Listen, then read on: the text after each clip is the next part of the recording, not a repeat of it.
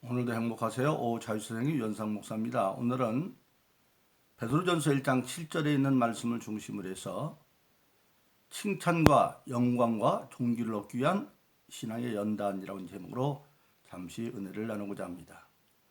오늘 저 여러분들 우리 모든 신앙의 최종적인 온전한 신앙의 상태는 예수님처럼 되어지는 것입니다. 그리고 그것은 단지 이상적인 것이 아니라 성경은 분명히 우리가 신앙이 성장하다 보면 예수님처럼 되어질 수 있다 그렇게 말씀하고 있습니다. 우리가 잘 아는 요한복음 14장 10절 14절에서는 예수님이 친히 선언하십니다. 내가 진실로 진실로 너에게 이르노니 나를 믿는 자는 내가 하는 일 너희도 할 것이요 나보다 더 큰 일도 하는데 이는 내가 아버지께 감이다. 언제 예수님이 하는 일을 할 수 있고 예수보다 더 큰 일도 할 수 있느냐? 예수님이 아버지께 가고 난 뒤에, 즉 예수님이 이 땅에서 대속의 사명을 다 마치고 장사해서 부활하셔서 하늘로 승천하시고 이 땅에 교회가 열리면, 교회 시대가 되어지면 내가 하는 일을 할 뿐만 아니라 나보다 더 큰 일도 하게 되어진다. 그럼 뭘 말하고 있습니까? 예수님이 궁극적으로 이 땅에 오신 것은 하나님 아버지의 보냄을 받아왔습니다. 근데 보냄을 받은 목적이 뭡니까? 예수님께서 십자가에 못 박히시고 부활하시고 안식 후에 제자들을 찾았더니 제자들이 겁이 나가지고 문을 잠그고 방 안에 꽁꽁 숨어 있습니다. 근데 거기 쑥 들어가십니다. 그래서 요한복음 20장 21로 23절에 보면 너에게 평강이 있을지어다. 그러니까 처음에 제자들이 어리둥절하고 바라보는데 예수님이 십자가 못 박힌 자기 손과 옆구리를 보면서 내가 다시 말하노니 평강이 있을지어다. 그러니까 제자들이 이제는 믿고 기뻐할 때 예수님이 말씀하십니다. 아버지가 나를 보낸 것 같이 나도 너희를 보낸다. 사도라고 하는 말은 바로 보냄을 받은 자라는 뜻입니다. 그러니까 하나님이 예수님을 이 땅에 보내신 것은 예수님이 공생을 시작하면서 회개하라 천국이 가까웠다. 천국의 복음을 전하러 오신 겁니다. 그리고 제자들에게도 아버지가 나를 보는 것 같이 나도 너를 보내느니 나가서 복음을 증거하라 그렇게 말씀하고 있습니다. 그런데 예수님은 공생애 동안에 복음을 전도할 때, 천국복음을 전할 때 유대지경하고 조금 유대지경을 넘은 그 변방까지만 복음을 전했습니다. 그러나 예수 믿고 성령 받으면 사도행전 1장 8절은 너희가 성령을 받으면 권능을 받고 예루살렘과 유다와 사마리아 땅끝까지는 내 증인이 될 것이다. 땅끝까지 세계 선교까지 할 수 있다고 했기 때문에 바로 보냄을 받은 사역을 감당하는 데서 예수님보다 더 큰 일도 감당하게 되어진다. 근데 어떻게 감당되어지느냐? 구체적입니다. 너희가 내 이름으로 무엇을 구하든지 내가 시행하리니, 즉 예수 이름으로 기도함으로 시행하리니 이는 아들의 이름으로 말미암아, 즉 예수님의 이름으로 말미암아 아버지를 영화롭게 합니다. 하나님을 영화롭게 하는 데 있다. 그리고 다시 한번 거듭해서 요한복음 14장 13절로 14절은 내가 기도하면 내가 반드시 시행하리라 그렇게 말씀하고 있습니다. 예수님 친히 말씀하시기를 모든 믿는 자가 예수님이 하는 일을 하게 되어질 거고 더 큰 일도 하게 되어질 언제 교회 시대가 되어지면. 그런데 어떻게? 기도함으로 그렇게 말하고 있고 그 이루어진 것 자체가 개인의 영광을 끝나는 것이 아니라 예수님으로 말미암아 하나님께 영광이 된다 그렇게 말씀하고 있고, 그리고 우리 사는 에베소 4장 13절은 우리 신앙이 장성해서 그리스도의 장성한 분량에 충만한 데까지 이르리니 그렇게 말하고 있습니다. 즉 그리스도의 장성한 분량에 충만히 이룰 수 있다 그렇게 성경은 말씀하고 있는 것입니다. 바로 그렇습니다. 그런데 우리 저와 여러분들이 그렇게 신앙의 과정을 거쳐서 성장하면 최종적으로는 예수님처럼 되어줄 수 있는데, 그런데 그런 신앙의 경지에 이르기 위해서는 반드시 신앙의 성장통, 세상에서도 성장하려면 성장 과정에서 고통이 좀 주어지잖아요. 그래서 이 신앙의 성장통이 연단의 과정으로 주어진다고 오늘 본문의 말씀은 말씀하고 있는 겁니다. 불같은 시련이 너에게 주어질 것이다. 그러나 그 불같은 신을 준 원인은 나중에 뭐냐? 칭찬과 영광과 존귀를 힘입어서 금보다도 더 귀한 존재로 예수님이 나타날 때 칭찬과 영광과 존귀를 얻게 합니다. 그렇게 말씀하고 있는 것입니다. 바로 그렇습니다. 성경에 보면 우리가 예수 믿고 거듭나면 이제 거듭나 하늘 백성 가는 길에 들어섰지만 어린애에게 불과합니다. 그런 데서 고린도서 3장에 보면 어린아이 같은 신앙, 육신에 속한 자, 즉 성경에는 육신에 속한 자는 예수는 믿고 거듭났지만 아직 어린아이 같아서 안 믿는 사람이랑 하는 짓은 거의 똑같은 거. 시기도 하고 분도 내고 욕심도 내고 그런 어린애 같은 신앙이 육신에 속한 자입니다. 육에 속한 자는 아직 예수도 안 믿는 자들이고요. 그리고 이제 자라서 예수님은 신령한 자 그렇게 말하고 있는데 그 고린도 3장 어린아이 같은 신앙에서 신령한 신앙인이 될 때까지 자라가는 겁니다.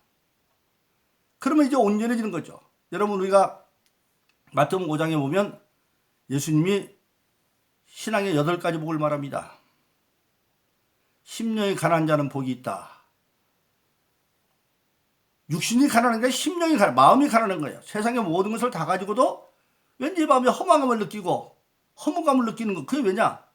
세상 것만 가지고는 만족할 수 없는 그런 심령. 그것이 바로 복이 있다는 겁니다. 세상 것 가지고 만족하면 하나님 안 찾죠. 예수님 안 찾죠. 그래서 거기서 시작해서 애통하는 자, 회개하는 자는 복에는 위로를 받고 쭉 가서 8가지 복까지 이르게 되어줍니다. 그래서 심령이 가난한 자의 복, 애통하는 자의 복, 온유한 자의 복, 땅을 기업을 얻고 의에 주는 자의 복, 의에 배부를 끄고 긍휼을 베푸는 자의 복, 긍휼을 베푸냐 마음이 청결한 자의 복, 그리고 화평케 하는 자의 복, 마지막 8번째는 바로 문제가 의를 위한 핍박을 받는 고난의 축복, 하늘에서 가장 큰 급.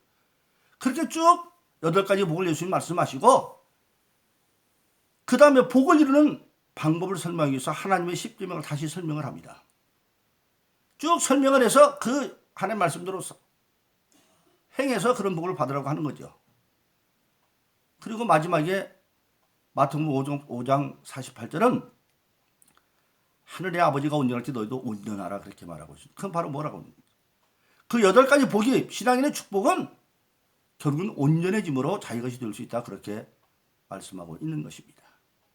그래서 오늘 여러분들 신앙은 어린이 같은 신앙에서 신령한 신앙까지 자라야 되는데 그걸 또 요한일서 2장 12절로 14절은 성경을 통해서 그것이 성장되어지는데 성경을 기록한 목적을 3단계로 말하고 있습니다. 요한일서 2장 12절로 14절의 내용을 종합해서 보면 자녀들아 내가 이것을 기록하는 것은 너가 죄로부터 사함받았다며 죄로부터 사함받았다면 하나님을 아버지로 알았다. 즉 자녀의 믿음, 어린애 같은 신앙, 유대인에서는 1살에서 7살까지를 자녀라고 부릅니다. 낳긴 낳죠. 그런데 어렸을 때 자기가 힘으로 뭘 할 수 있습니까? 똥 싸고 오줌 싸고 누가 돌봐주고 케어해주지 않으면 안 되는 그런 입장에 있는 거. 어린아이 같은 신앙. 그러나 하나님이 아버지인 걸 알았어요. 그래서 3장에 조금 얘기한 어린아이 같은 신앙이죠. 밥도 못 먹고 젖으로만 먹는 사람들. 응? 근데 그 어린아이 같은 신앙이 자라가지고 청년들아 내가 이것을 기록한 것은 하나님의 말씀이 너네 것임에 너희가 악한 자를 이겼다. 이제 하나님의 말씀이 그 마음속에 믿음의 말씀이 되어져서 그 말씀대로 행했더니 악한 것을 이기는 즉 믿음의 권능이 은사를 통해서 나타나는 때가 청년의 믿음입니다. 그 청년의 믿음의 대표적인 교회가 데살로니가 교회죠. 근데 그 데살로니가 교인들이 믿으면 반드시 성령의 큰 확신으로 역사가 나타나는데 그 까닭이 어디에 있느냐? 데살로니가전서 2장 13절은 이렇게 말합니다. 너희가 우리에게서 하나님 말씀을 들을 때에 사람의 말로 받지 않냐고 하나님 말씀으로 받으니 정녕 그러하다. 그 말씀이 너희 가운데 역사한다. 즉 데살로니가에서 지금 설교를 하는 것 바울과 디모데와 실라가 합니다. 그런데 듣기는 바울의 말로 실라의 말로 디모데의 말로 들었지만 받아들일 때는 데살로니가 교인들은 그것을 바울과 신라 증거 받은 것이 아니라 바울과 신라와 디모데를 중심으로 하나님의 말씀으로 받아들였어요. 그래서 하나님의 말씀대로 순종했더니 믿음의 역사가 일어났습니다. 바로 그렇습니다. 청년의 믿음이 그 단계라는 겁니다. 그러나 청년의 믿음도 완전하지는 않습니다. 왜냐하면 청년들은 의욕도 있고 힘도 있고 그런데 아직 부모가 되지 못해서 양육하거나 베푸는 사랑이 부족합니다. 그래서 그런 청년 같은 믿음들이 교회에서 자기 마음에 들면 중수장도 일하는데 마음에 안 들면 탁 패라지고 교회도 옮기고 그런 사람들 많이 있어요. 그리고 다니면서 오히려 해악을 마치는 경우도 있죠. 근데 청년의 믿음은 말씀이 역사는 나타나는데 아직 뭐가 부족하냐? 돌보는 사랑이 부족해요. 아직 부모가 되보지 않았기 때문에. 그런데 마지막에 아비들아 내가 이것을 기록하는 것은 너희가 태초에 계신 일을 알았다. 이때 태초는 원어에 보면 어느 시간을 지정하는 정관사 더가 없습니다. 즉 천지창조 이전 영원전부터 계신 하나님에 대한 이제는 이해가 끝났다. 그래서 그 정도 신앙이 되어지면 성경에는 어떤 하나님의 역사를 보고도 오해가 없어집니다. 이제는. 그 예수님이 요한복음 8장 29절에서 말씀하시죠. 나를 보내신 이가 나와 항상 함께 하시도다. 항상 함께 하시도다. 왜? 내가 그의 기쁜 뜻을 행함으로 나를 홀로 두지 아니하셨다. 예수님처럼 되어지면 성경을 통해서 하나님의 기쁜 뜻을 다 깨달아 알을 수가 있어서 그 기쁜 뜻을 행하니까 하나님이 홀로 두지 않았습니다. 아비의 믿음이 이르러서 드디어 신앙이 예수님 수준에 이르게 되어지는 겁니다. 그래서 오늘 본문의 말씀은 그렇게 예수님 수준에 이르는 신앙의 아비의 믿음까지 이르기 위해서는 그 과정에서 불의 연동과 같은 믿음의 시련이 주어진다. 우리가 금은동을 광산에서 캐면 그걸 그대로 쓰는 것이 아니라 그게 1000도가 넘는 불에 들어가서 재련을 해가지고 불순물 다 빠지고 순수한 금이나 은이나 동으로 나오죠. 그 재련한다. 오늘 시련이란 말은 바로 원어의 뜻은 바로 그런 겁니다. 순수한 것으로 입증되게 하는 것. 즉 모든 불순물을 빠지고 순수한 것이 되게 하는 것. 그 순수한이 되기 위해서 불같은 불 속에 들어가듯이 믿음의 과정에서도 불같은 시련이 있게 되어진다는 겁니다. 그래서 불같은 시련이 되어가지고 그 믿음이 정금이 되어지고 순금이 되어지고 순동이 되어지면 그 대표적인 금으로 말합니다. 금보다도 더 귀한 존재가 되어진다. 그렇게 말했어요. 오늘 본문의 말씀은. 왜 금보다 더 귀중한 존재가 됩니까? 예수 믿는 사람들이 불같은 신앙의 연단을 통해서 주님의 수준은 주님의 장성을 이루면 장성한 분량의 충만한 데 이르면 에베소 4장 13절에 있는 것처럼 그리고 예수님이 말한 것처럼 요한복음 14장 14절의 경기에 이르면 금보다 더 귀한 주님 오실 때 칭찬과 존귀와 영광을 받기에 합당한 존재가 되어진다. 그럼 왜 금보다 더 귀하느냐? 아무리 좋은 금도 마침내는 세상과 함께 없어지는 게 금입니다. 오늘 우리가 사는 이 세상은 여러 차례 말씀을 제가 드린 바 있습니다만은 영원한 것이 아니에요. 때가 되면 우리가 사는 이 하늘과 땅 다 없어집니다. 그래서 시편 102편은 하늘과 땅은 없어진다고 말씀하셨고 어떻게 없어지느냐? 이사야서 51장에 보니까 하늘은 연기처럼 땅은 옷처럼 헤어져 없어지고 그리고 베드로후서 3장 7절에 보면 하늘과 땅은 경건치 않은 자를 심판하는 큰 날에 불사르기 위해서 잠시 보관된 것에 불과하다. 나중에 불타 없어져 버릴 거예요.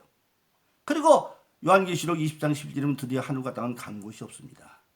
그러니까 아무리 정금 같은 걸 할지라도 이 땅에서 없어져 버리지만 그러나 정금 같은 신앙이 주어져서 장상한 자의 분량이 이르면 그런 신앙이는 없어지는 게 아니라 영원한 존재가 되어지는 거죠. 하늘나라 청수의 영원한 존재가 되니까 금보다도 더 귀한 존재가 되어져서 영생을 이루게 되어지고 예수로 재림하실 때에 오늘 본문인 것처럼 칭찬과 영광과 존귀를 얻게 되어지고 그래서 성경에 보면 신앙인은 반드시 정도의 차이가 있지만 다 연단의 과정이 있어요. 모세도 40년 미디안 광야에서 대를사의 노릇하면서 양치기 하는 연단의 과정이 있었고, 다윗도 사무엘에 의해서 사울을 대신한 왕으로 기름받은 게 20살 이전입니다. 그런데 다윗이 왕이 된 것은 30살 때 유다족 속만의 왕이 헤브론에서 뒤지죠. 10여 년 가까운 연단의 과정을 겪었는데 그 다윗 10여 년 과정을 가장 우리가 기억할 게 바로 뭡니까? 사울왕이 다윗을 잡아 죽이라니까 도망다니면서 자기를 따르는 400명의 장정과 가족까지만 1000여 명을 데리고 피해 돌아다닙니다. 그런데 마침 모압 경계에 갔더니 모압 왕이 그에게 망명표를 주어서 이제 안전한 성에 이르게 되어집니다. 그래서 사무엘상 20장에 보면 그래요. 그래서 이제는 한숨 쉬었나 했는데 유다에서 가시라고 하는 선지자가 와서 하나님의 뜻을 전합니다. 하나님이 여기 있지 말고 도로 유다로 들어가랍니다. 그러니까 다윗은 거기 있는 사람들을 데리고 다시 유다 땅 헤레스풀로 들어갑니다. 이제 안전한 땅을 얻었는데 하나님의 선지자 중 하나님은 들어가라는 거예요. 그럼 왜 그랬을게요? 다윗은 장차 큰 이스라엘의 통일 왕조의 왕이 되어지는데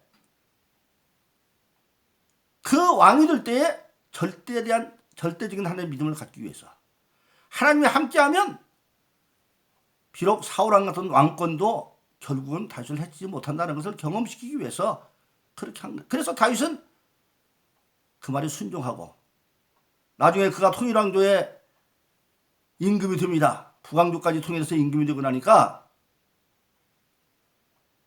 옆에 있는 블레셋에 연합해가지고 저거 더 이상 힘이 세면 안 되겠다. 그래서 쳐들어오죠. 급습해가지고 예루살렘 성 바로 르비딤 골짜기 바로 예루살렘 바라보는 데까지 오는 거예요.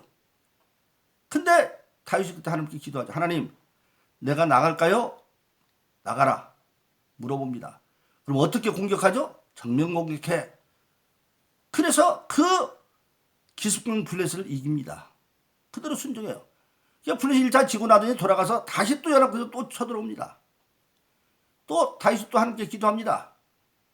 또 왔는데 어떻게 할까요? 또 나가 맞서 싸워라. 그런데 이번에는 어떻게 하죠? 이번에는 정면 공격하지 말고 뒤에 숨어 있다가 그것들이 가까이 오면 너희가 숨어 있는 나무 수풀에서 사람 걸어가는 소리가 날 거다. 그때 뒤에서 공격해라.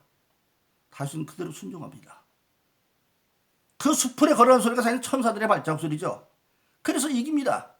바로 뭡니까? 다윗은 그런 연단의 과정에서 하나님에 대한 절대 믿음을 갖게 되었고 모든 걸 하나님께 묻고 하나님 말씀하신 그대로 순종함으로 그는 위대한 왕이 되는 것을 알 수 있습니다. 우리 예수님조차도 12살 때 이미 6월절 날 예루살렘 성전에 가서 납비들을 다 꺾어버립니다. 하나님 말씀으로 꺾어요. 그런데 예수님 모찌 가다 보니까 예수님이 없으니까 되돌아보니까 그러고 있어요. 책망을 하니까 뭐라고 말합니까? 내가 내 아버지를 알지 못합니까? 이미 12살 때 신을 알았지만 아직 때가 되면 돌아가서 한 가지로 부모를 봉양하고 30살이 되었을 때도 세례요한에게 세례를 받고 세례요한이 내가 당신한테 세례받아야 된다 그러니까 이렇게 해서 하나님의 의를 이루는 게 마땅하다. 과정을 마치고 그리고 마침내 십자가상에서 다 이뤘다고 할 때까지 고난의 과정을 다 마치는 것을 우리가 보게 되어지는 것입니다. 바로 그렇습니다. 오늘 사람들의 모든 신앙인은 궁극적으로 예수님처럼 되어지고 그래서 마침내 예수님 오실 때에 오늘 본문의 말씀 칭찬과 영광과 존귀를 얻기 위한 존재가 되어지는데 그리고 마침내는 그 예수님이 요한계시록 3장 21절에 보면 신앙에 이기는 자는 아버지가 나를 내 보좌에 앉혀주고 나도 너희를 내 보좌 앞에 앉혀주겠다 그렇게 말씀하고 있습니다. 근데 그 모든 것을 할 수 있도록 예수님은 약속한 성령을 우리에게 보내주셨습니다.